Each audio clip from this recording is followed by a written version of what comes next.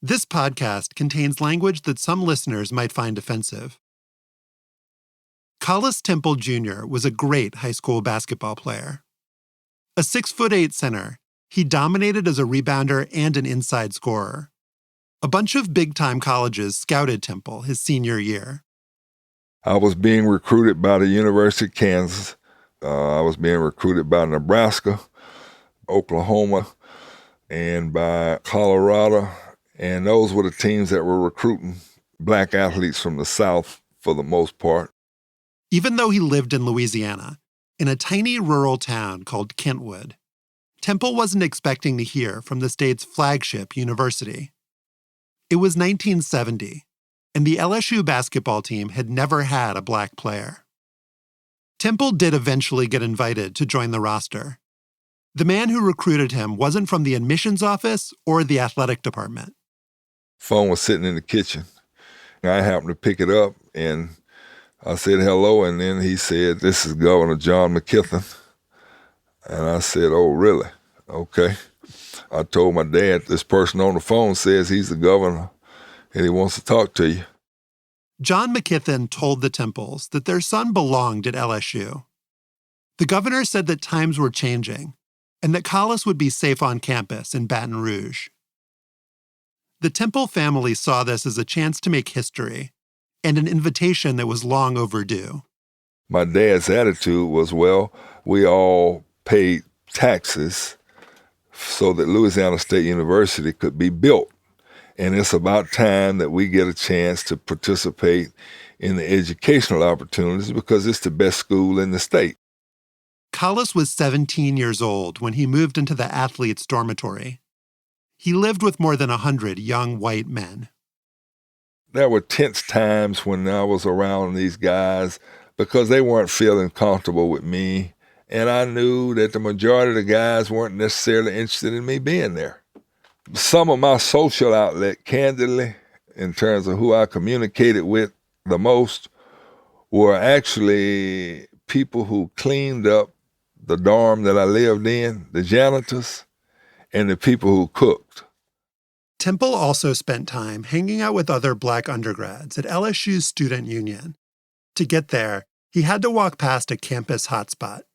Free Speech Alley was just an identifiable area where people just got up and expressed how they felt. And people talked about some of everything, all the social ills throughout this country. Students at Free Speech Alley spouted off about the dress code at LSU, which forbade women from wearing pants.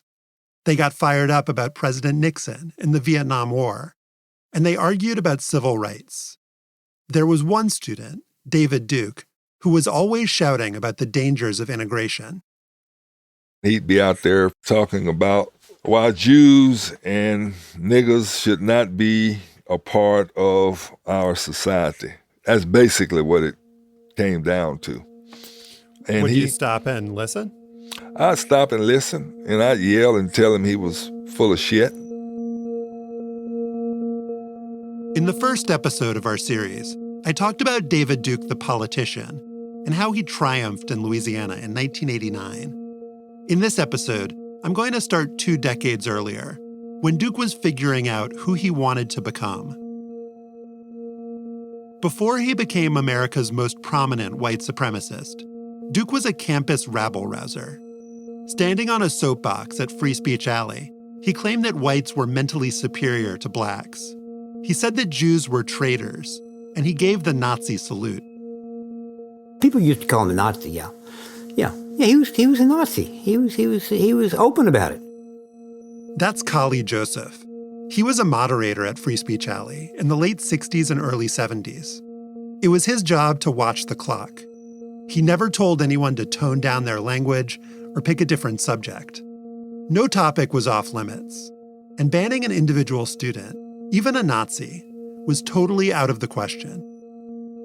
People would yell at the speaker, people would, complain or hoot and holler if they didn't like things. But he was given his opportunity because, our motto is fair play. We have to give people a chance to speak.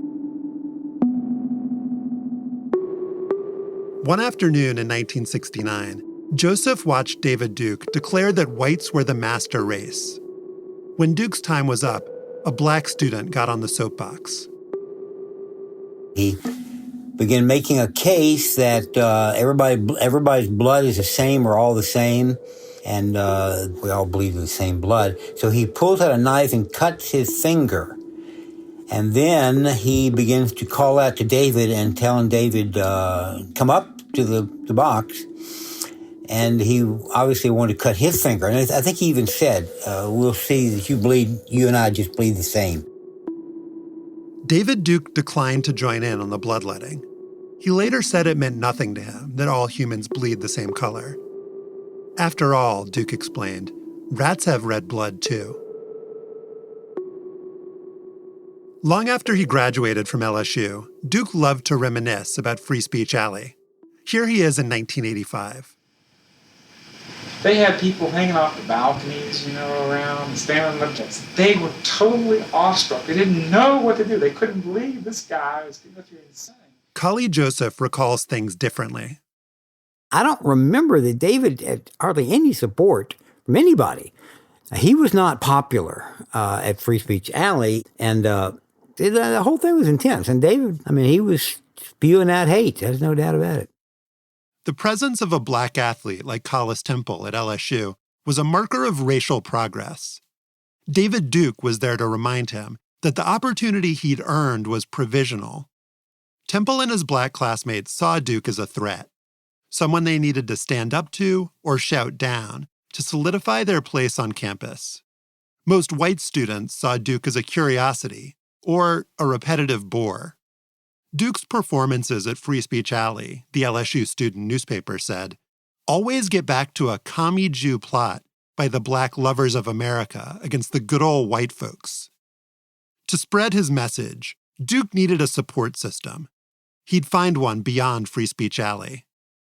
As a student at LSU, Duke wrote letters to the National Socialist White People's Party, the group formerly known as the American Nazi Party. These Nazis invited Duke to their annual conference in Virginia and suggested that he carpool with two other white supremacists. Here's the author Eli Saslow. One of them was about his age, a guy named Joseph Paul Franklin. The other was about 2 or 3 years younger, a guy named Don Black. And they piled into this car and started driving, 800 miles up the highway. And over the course of those hours, these three kids became really close. Duke, Franklin, and Black ate pretzels, listened to Southern rock, and talked about the biological superiority of the white race. At that conference in Virginia, they met hundreds more people who shared their beliefs. They came away from this Nazi get-together feeling less alone and more resolute. They not only saw that their ideas were widely spread, they saw that it was possible to have their ideas and live a successful life in this country. And I think that that's something that they all took back to Louisiana with them. David Duke and his two new friends had a shared white nationalist ideology, but different visions of how to spread it. Don Black would eventually create Stormfront, the largest online gathering place for racists. Joseph Paul Franklin would take it upon himself to instigate a race war, going on a 3-year killing spree before getting captured by police. The third man in that car dreamed of becoming the national frontman for white supremacy, the charismatic leader who'd bring racism to the masses. To become a star, David Duke would need to get on bigger stages than Free Speech Alley, and he'd have to lure in new and different followers. That meant he needed a new brand. Before he even graduated from LSU, he found one. If you've never seen a member of the KKK with the hood off, you'll get your chance as we introduce Mr. David Duke of the Knights of the Ku Klux Klan when the Tomorrow program continues after this announcement. Thank you.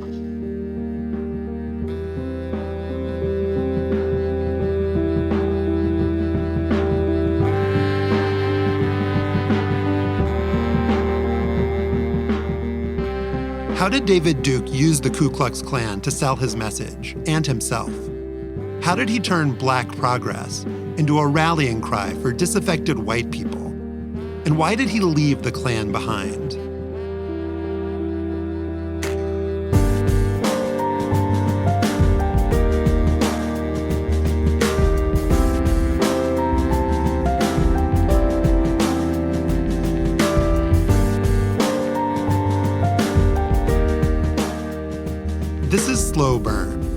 Josh Levin.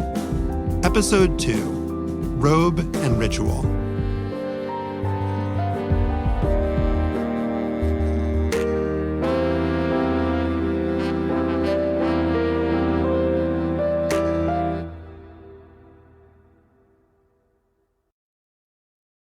I used to think the Ku Klux Klan was a single, fixed organization. In reality, it's more like a virulent American meme, a shifting collection of symbols and ideas that's been passed on from one generation of bigots to the next. The first Ku Klux Klan arose after the Civil War, when white vigilantes in masks and robes terrorized and murdered Black freedmen and women. That KKK was broken up by massive federal intervention. The second Klan was something closer to a political party. It drew in millions of white Protestants all over the country in the 1920s, and it was animated by hatred not only of Blacks, but also Catholics, Jews, and immigrants. It fizzled out around 1930, in part because Klan violence gave the group a bad reputation in polite white society. The third KKK came into existence during David Duke's childhood. It was a murderous backlash to the gains made by Black Americans in the 1950s and 60s. They died in Birmingham, at the 16th Street Baptist Church, rallying point of the Negro Drive in the nation's most segregated big city. Dynamite exploded on a Sunday morning, killed 4 little girls in Sunday school, injured 20 other Negroes. This is an earthen dam, the temporary grave of 3 civil rights workers, 2 white, 1 Negro, beaten and shot to death. Among those indicted for this triple slaying were 6 men identified as members of the Ku Klux Klan. Klan terrorism became a national outrage and helped spur the passage of the Civil Rights Act. At the same time, the FBI began to tear the KKK apart from the inside, infiltrating its leading branches. By the 1970s, about a century after it was founded, the Klan was basically in ruins. David Duke saw this as an opportunity. America's most powerful symbol of white supremacist terror was up for grabs. Let me introduce to you now Mr. David Duke, and to further identify Mr. Duke, who comes to us from Louisiana. He is the Grand Dragon of that state in the southern United States, and he is National Information Director for the Knights of the Ku Klux Klan. Duke thought of the Knights of the Ku Klux Klan as the true heirs to the original Klan, the one that sprung up after the Civil War. In fact, Duke himself invented the group in 1973. The Knights had no history or heritage, and no connection to any of the various Klan factions in the United States. Nevertheless, Duke figured that the KKK name would serve as a kind of tailwind for his career as a professional racist. He was right. At 23 years old, I'm told that you are the youngest Grand Dragon in the United States of America. That's right. Do you feel uncomfortable with your sheet off tonight, or... Oh, I feel okay. Oh. Do you feel uncomfortable in your suit? No, not at all. Usually when I see you're in a... Duke's network television debut came on NBC's Tomorrow in January 1974. The Tomorrow show aired at 1 a.m. on the East and West Coasts, and it wanted desperately to be edgy. Its host, Tom Snyder, chatted with a priest who claimed to exorcise demons, a blind man who found work censoring pornography, and celebrities like Watergate icon Martha Mitchell. David Duke, the handsome young white supremacist, was the perfect Tomorrow booking. He was well-spoken, controversial, and beyond the fringes of social acceptability. What's going to happen if we don't preserve white power? Well, I think we're seeing what's happening right now. In every major city of this country, there are white people, great numbers of them, who are hurt, murdered, raped, abused by Negroes. Snyder never prepared questions. He preferred to let the conversation flow naturally. That worked fine for Duke. He was no longer the ranting, raving young man from Free Speech Alley. This David Duke, the suit-wearing Grand Dragon, was on a mission to win over his audience. His strategy was simple: persuade white Americans that they were victims. Well, we believe that the white people in this country must organize for their own interest. We need people pushing for our people in the schools, for our people in the government. The white race has been it's a forgotten majority, you might say. Snyder didn't ignore the Klan's legacy of violence. Would you take part in a lynching? Well, I wouldn't take part in one now. I think that it wouldn't do the organization much good if I went to jail for 40 years. Mm-hmm. I think that in some cases it might be justified. But it was the guest, not the host, who ended up steering the interview. Rather than focus on the KKK's history of atrocities against Black Americans, Snyder and Duke debated whether Blacks were predisposed to criminality. Snyder also didn't ask Duke about his Nazi sympathies or his Klan newsletter, which depicted Black people as guerrillas and described tear gas as Negro control equipment. Towards the end of their time together, Snyder called Duke intelligent, articulate, and charming. Their banter was collegial, at times even jocular. I got about 5 of the biggest Klansmen that I know of, including a couple on the LSU football team. And we saw your brothers playing football here over the holiday in the bowl game? Well, we may have. Wasn't one of the black ones on the team, I can tell you that. No, you don't have to tell me that. Go ahead.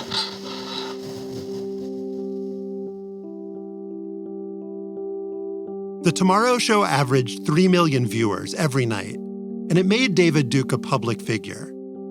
National TV and radio bookers saw him as a great get, someone who'd stir up controversy, who people would tune in for.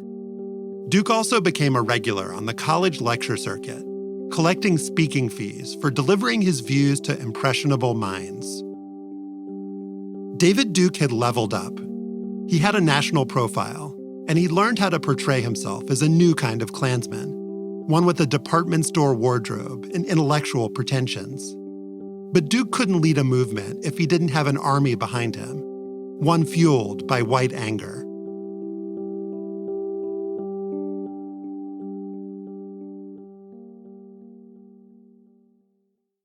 David Duke didn't observe America's racial conflicts from a distance. He searched them out and stoked them. In South Boston, he found a war that was already raging, in a place that seemed aligned with his white power agenda. Here's journalist Joe Klein. Well, Southie in the 1970s was a working class community, and things weren't going so good for working class white people. There used to be factories in Boston, but they were closing down. And on top of all that, suddenly these suburban liberals want to break the ethnic identity of the neighborhood by bringing in black kids. On the first day of school in September 1974, white adults and children in South Boston attacked school buses carrying black students. And they were throwing eggs at the window and trying to hit people with them, and they was calling us black niggas. Ordering you to disperse in the name of the Commonwealth. If you're not going to disperse, you're going to be arrested. In Boston and elsewhere, white opposition to school desegregation was violent and persistent. Busing was the most visible battleground in a bigger fight over the state of the civil rights movement. In the 1970s, black college enrollment was on the rise, and more black politicians were winning elected office. A lot of white people thought these gains were more than sufficient. They believed the push for black equality was going too far, that programs like affirmative action were unfair and even racist, and that integration was an attack on their way of life. Duke sensed this growing white insecurity, and he wanted to capitalize on it. As the nation's eyes turned toward Boston, he tried to make himself the center of attention. Duke told any news outlet that would listen that he'd gotten a request from the white people to come up north and help them get organized. In the 60s, we had freedom rides of the blacks and certain white liberals down into the South. Today, we have a reverse of that. We've got white freedom rides north. And our people are aiding our white brothers and sisters in Boston to fight against this tyranny. David Duke's go-to move in the 1970s was to show up where racial tensions were high, find a camera, and boast about the size of his following. Duke declared that 150 Klan members would be joining him in Boston.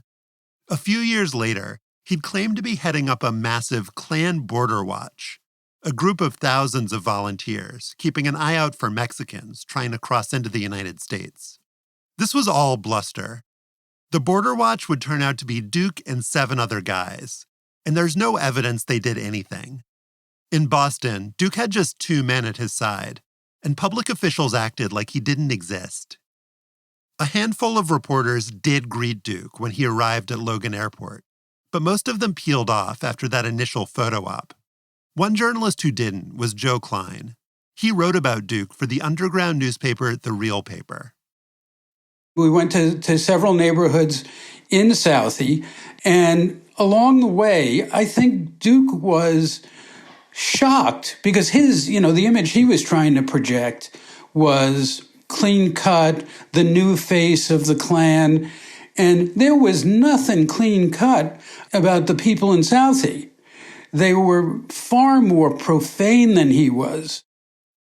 By the end of their day together, Klein got the sense that Duke's trip to South Boston was more than just a failed publicity stunt. Outside the public eye, away from the TV cameras, Duke was starting to find his people. After the sun went down, the Klan leader staged a gathering at a monument commemorating the Revolutionary War. I would guess that there were 500 to 1,000 people there, mostly teenagers, mostly kids, some older folks, and it was in the field behind Southie High School. Duke said that the white people of Southie were American heroes. He blamed the federal government for allegedly forcing little white children out of their homes and sending them into black jungles. He also attacked welfare programs, saying they take money out of your pockets to finance the production of thousands of little black bastards. And the crowd started chanting things like boneheads, boneheads, boneheads.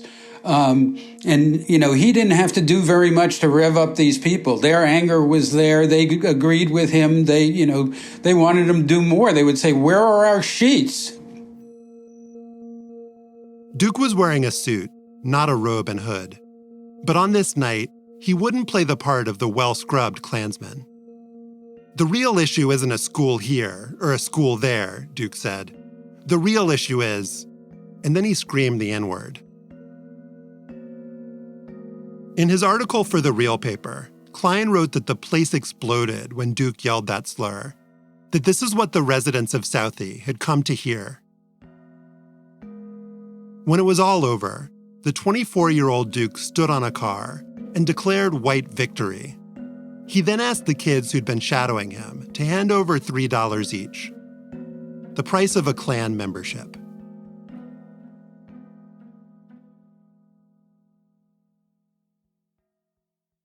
Duke's Ku Klux Klan was gathering strength.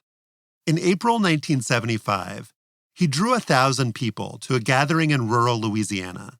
It was one of the biggest Klan meetups in decades. Duke told the crowd that black people were the puppets of Jews, and he spat out the N-word, much to the audience's delight. Duke started out wearing a suit and tie, but at the end of the night, he changed into a Klan robe. He then set fire to a 40-foot cross. In a press release, Duke's Klan explained that they disliked the term cross burning. They preferred to call that ritual, which had symbolized death and terror to generations of Black Americans, a cross lighting. This was David Duke's dance. He sold himself as a new kind of Klansman, while relying on old-fashioned Klan slurs and symbols. The KKK's history of savagery gave him a frisson of danger that he alternately played up and played down. He'd talk about wanting to shoot a black person, then turn around and say that he never condoned any kind of violence. Depending on the occasion, he styled himself as a polite activist for the civil rights of white people, a crowd-inciting grand dragon, or both. The movement Duke envisioned was more expansive than previous Klans. He welcomed women and Catholics into his big white tent, a tactic that won him yet more media attention. In 1975, a writer from the New York Times interviewed 5 Klanswomen at Duke's house in Baton Rouge. One of them, a 35-year-old mother, said that what white people have to do is fight. I don't mean with violence, unless, of course, it is to protect ourselves and our children. I mean fight politically, by electing congressmen and senators who feel just like we do. David Duke had the same idea. We need a voice for our heritage, ideals, and interests. It's only fair if things are to be evened up a bit. We do need a real voice for the majority. Let's elect David Duke, Senator, District 16. In this 1975 election, for a state Senate seat in Baton Rouge, Duke didn't pretend to be anything other than a racist. He said that his purpose as an elected official would be to work on behalf of white people. Duke's base wasn't yet large enough to sweep him into office, but he had reason to be optimistic. In 1975, 1,000 people went to Duke's big Klan rally in rural Louisiana. That same year, more than 10 times that many Louisiana residents, 33% of voters in an affluent district, were willing to cast ballots for a Klan leader. The electorate, Duke said, was just about ready for us.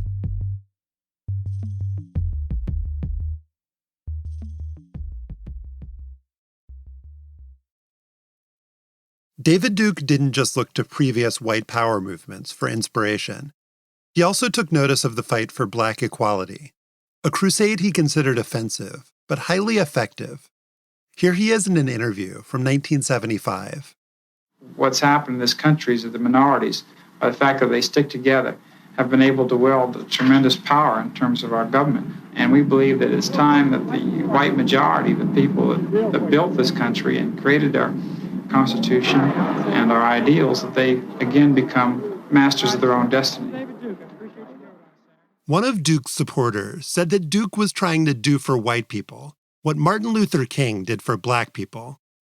Duke liked to think of himself as a more militant voice. He said, "If I'd been born Black, I would have been Malcolm X." Duke wanted to sell the idea that his own movement was an equal and opposite force to the push for Black civil rights. In September 1977, a Chicago television host named Steve Edwards gave him the opportunity to make that case in an hour-long televised debate. Duke's opponent was Jesse Jackson. So we will meet the Klansman and the civil rights leader when we come back in a moment on Friday night.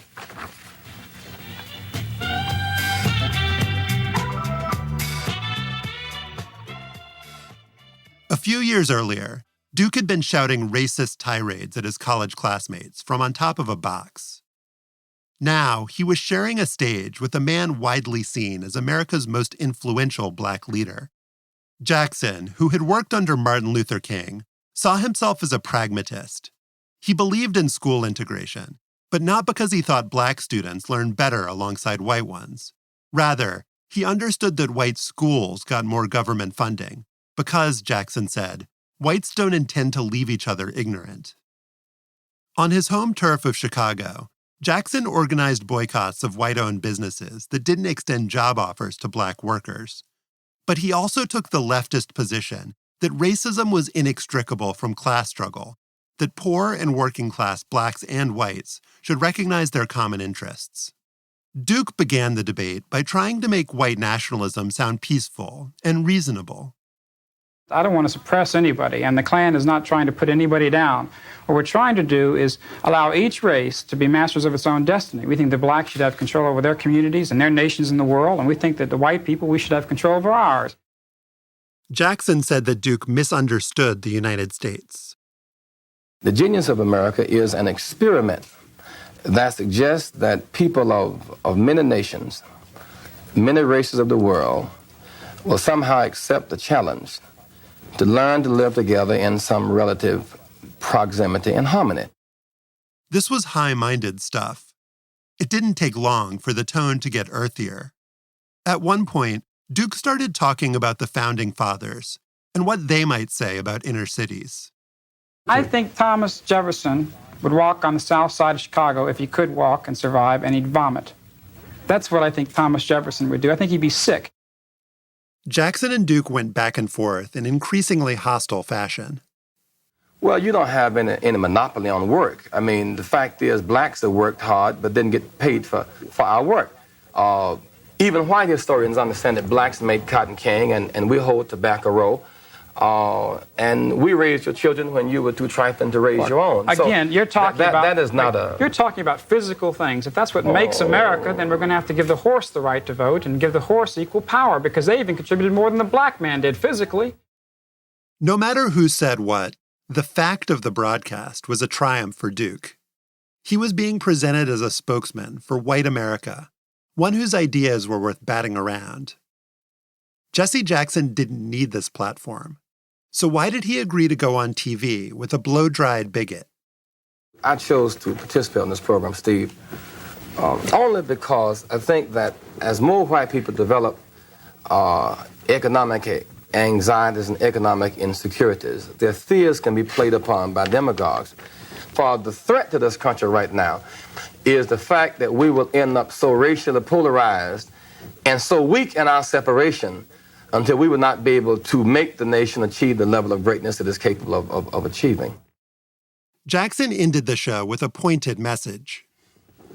It's important for me to say this, First of all, blacks are not afraid of the Klan anymore. They can wear hoods or wear suits.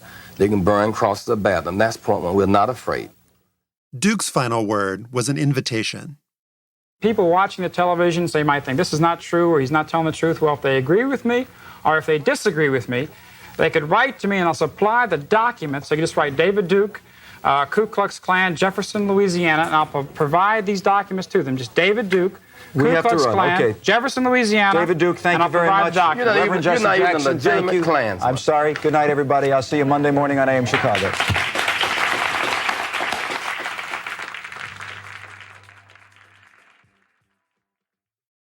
In the 1970s, David Duke became synonymous with a certain kind of white supremacy.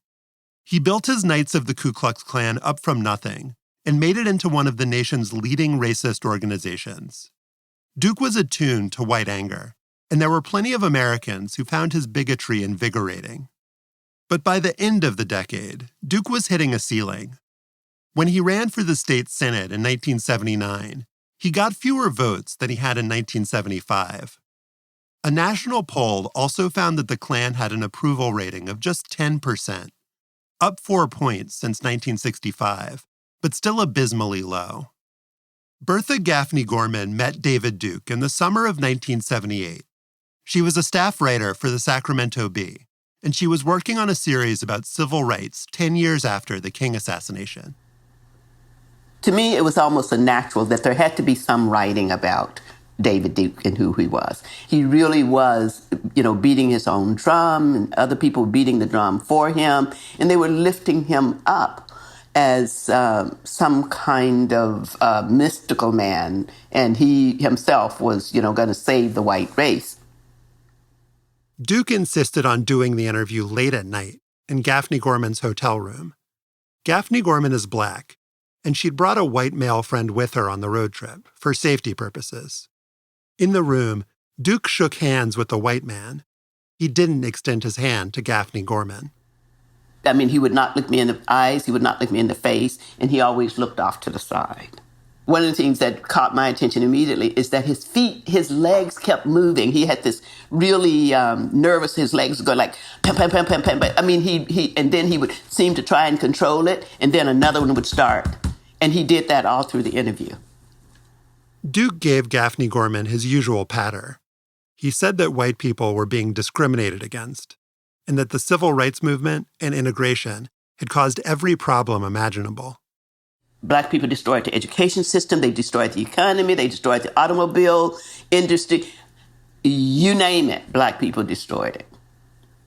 Duke said the KKK was on its way to political power, and that reports of Klan violence were concocted by the media.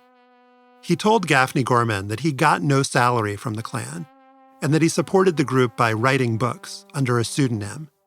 And with that, he walked out.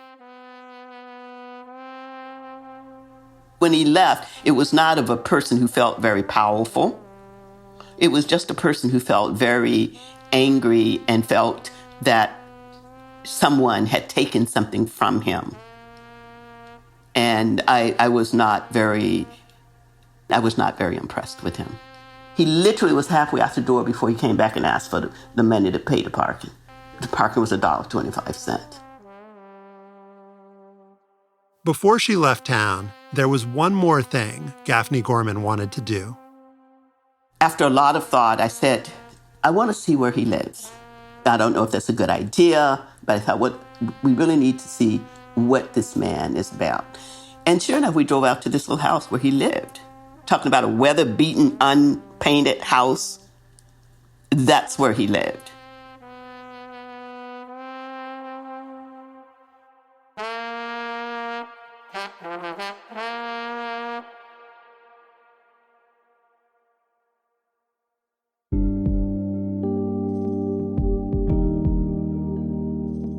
Duke was writing books under pen names to make money. One of them, called Finders Keepers, was a guide for women looking to attract and hold on to men. Its authors, James Conrad and Dorothy Vanderbilt, aka David Duke and David Duke, suggested speaking slowly and softly, getting cosmetic surgery, and agreeing to anal sex. Duke wrote another book, African Addo, using the name Muhammad X. That one was billed as a street fighting manual for Black militants, with techniques supposedly learned from a tribe in Nigeria. Duke would claim that African Addo was part of a counterintelligence operation. All I can say with certainty is that African Addo is a very weird book, and that it didn't make Duke rich.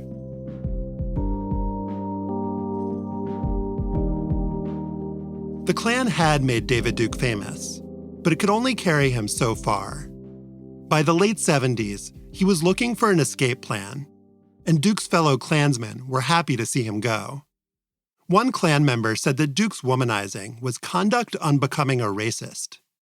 Others accused Duke of pilfering money from his own followers. Duke denied all of these allegations, claiming that disgruntled Klan types had conspired with a Jewish group to try to bring him down. Duke's most persistent Klan antagonist was Bill Wilkinson, the leader of a rival group called the Invisible Empire. Wilkinson thought Duke was a glory hog and too much of an egghead to get things done. You don't fight wars with words and books, Wilkinson said of Duke. You fight them with bullets and bombs. After feuding for 5 years, Duke and Wilkinson agreed to a secret deal. Duke would resign from his Klan and sell Wilkinson his membership list, the names and addresses of 3,000 Klansmen, which were supposed to be kept secret. Wilkinson would pay Duke $35,000. It was a setup. Wilkinson had invited some reporters to listen in on their negotiations. When the journalists popped out and started asking questions, Duke ran away. Wilkinson considered this operation a huge success. What was your real motive? To show people, that he was a con man and a crook and a thief, and that he would literally sell his people out, which he did. I've worked hard and Duke would publicly quit the Knights of the Ku Klux Klan in July 1980. I'm resigning, he said, because I don't think the Klan can succeed at this point because of its violent image, and because of people like Bill Wilkinson. Wilkinson, it turned out, was an FBI informant, and he'd later leave the Klan himself. Duke would hand over the Knights of the Ku Klux Klan to his old friend Don Black, who he'd met 10 years earlier on that road trip to a Nazi conference. In 1981, Black was convicted of taking part in a plot to overthrow the island of Dominica, which he was hoping to transform into a white utopia. Black would learn to code in prison, and he'd use those skills to launch the racist website Stormfront. The other guy on that Nazi road trip, Joseph Paul Franklin, firebombed a synagogue in 1977, then murdered multiple interracial couples. He also shot and paralyzed Larry Flynt because he was outraged by the depiction of interracial sex in Flint's Hustler magazine. Franklin was arrested in 1980 and was ultimately convicted of murdering 8 people, though he told one reporter he'd killed approximately 22. He was executed by lethal injection in 2013. To revive his dreams of building a mass movement, David Duke needed to start something new. The former Grand Wizard is seeking a more positive image. No, because I'm just tired of having to deal with the Hollywood stereotype of the Klan. I want to discuss the issues before the American public.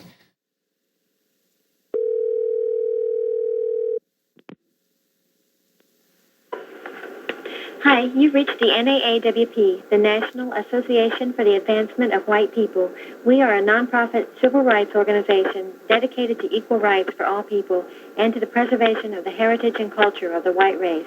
For a copy of our newsletter, the NAAWP News, please leave your name and address after the tone, and we will send you a copy by return mail. Please speak slowly when leaving your message. You may also request... For Duke, the NAAWP was a clean slate, a group untainted by violence. It was also, perhaps, an admission that he'd taken the wrong approach to white power movement building. Here's historian Lance Hill. I think by 1980, he realized that, at least superficially, the racist movement had to lose the robe and the ritual. Duke's bizarro version of the NAACP didn't win any political victories for white people. In the first half of the 1980s, Duke worked mostly as a newsletter publisher, writing up and reprinting racist articles. By 1984, Jesse Jackson was a serious contender for the Democratic presidential nomination. That year, David Duke's name appeared in the New York Times just once, in the 9th paragraph of an article about Bill Wilkinson. Lance Hill has been following Duke since the 70s. He thinks there's a simple explanation for why Duke lost steam. Ronald Reagan. Once Reagan came into power, here's somebody who expressed many of the policies that the openly white supremacist groups had been advocating as organizing issues. And it just sucked all of the fuel out of the radical right-wing movement. If Duke couldn't beat Ronald Reagan, he had to be like Ronald Reagan. The clean-cut Klansman bit had run its course. Duke's best path forward was mainstream politics. And what's going to happen now, and this is the best news I think I have to give you. No matter what happens now, ladies and gentlemen, we have created a political shift in this country.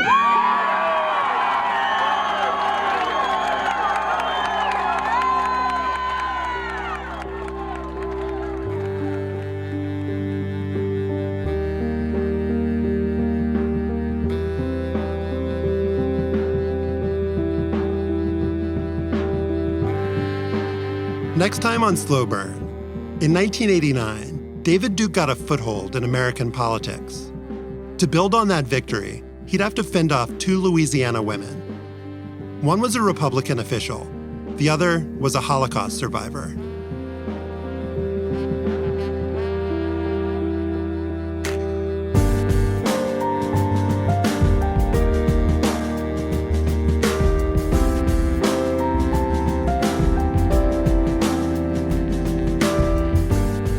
Slow Burn is a production of Slate Plus, Slate's membership program. This season, we're giving Slate Plus members early access to the first half of the series. Sign up now, and you won't have to wait until next week to hear episode 3. Here's a preview. I was pretty, anti-Duke, but when I went up there and saw how he was I felt like I was in on a dirty little secret. Ha, ha, ha, look what I did in Louisiana. Pulled the wool over their eyes. And it was like he went back to his supporters and he was using the Republican Party, and that just made me mad. You can listen now by signing up at slate.com/slowburn. Starting next week, Plus members will also get weekly bonus episodes where we'll dive deeper into the history we're exploring this season. We couldn't make Slow Burn without the support of Slate Plus, so please sign up if you can. Head over to slate.com/slowburn.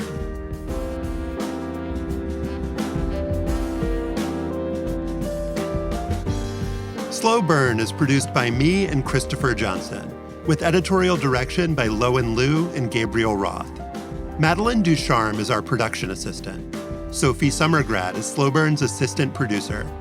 Our mix engineer is Paul Mounsey. David Gross composed our theme song. The artwork for Slow Burn is by Lisa Larson-Walker. Special thanks to Plater Robinson for some of the audio we used in this episode.